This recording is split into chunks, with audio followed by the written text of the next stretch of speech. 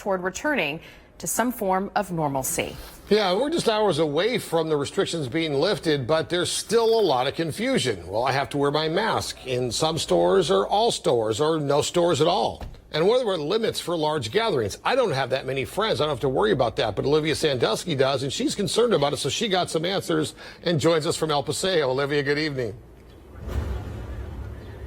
Good evening, Gino. Yeah, you've got that right. If you're in a small group setting like all of your friends, you should be totally fine, especially if you're all vaccinated. But there is a little bit of confusion still out there, like you mentioned. Some of the guidelines still up in the air, even though the big day is just around the corner, especially in regards to those Cal OSHA employers. It's caused a little confusion here locally, and today I spoke to some residents as well as the county to get the latest updates.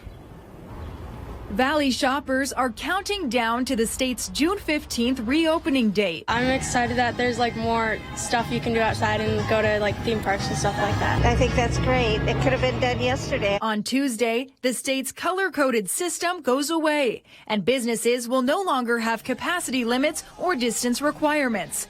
However, some restrictions may still be in place. A lot of questions are still to be answered. Cal OSHA will be returning, I think, on Thursday with some of their final recommendations. And so we don't want to jump the gun on that if it isn't or if it's different from what we believe it will be. According to the state's blueprint, large indoor events can resume, but participants will be required to show proof of vaccination or a negative COVID test.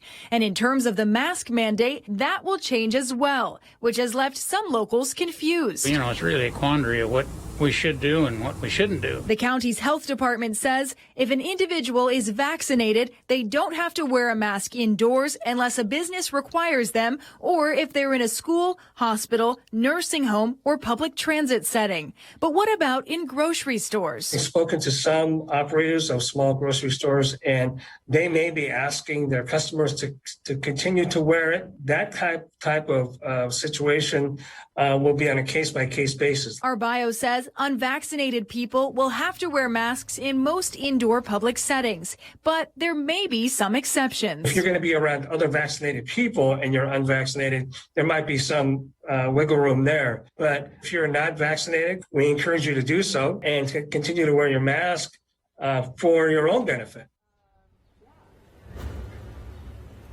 Now on Thursday, Cal OSHA will vote on whether or not their vaccinated employees can go maskless, and an executive order by Governor Newsom would allow that to go into effect this same day if it's passed. Reporting live for NBC Palm Springs, I'm Olivia Sandusky. All right, thank you, Olivia. Join us tomorrow night. We will have live coverage across the entire Coachella Valley from Palm Springs to Palm Desert, La Quinta, and Indio. It's all part of our live team valley-wide coverage. Back in Business special. Join us tomorrow at 5 and at 6 o'clock. We're going to have all the openings from one end of the valley to the other covered for you with live team coverage. Hope you can join us then. And here's a look at the local COVID numbers, and these are really good.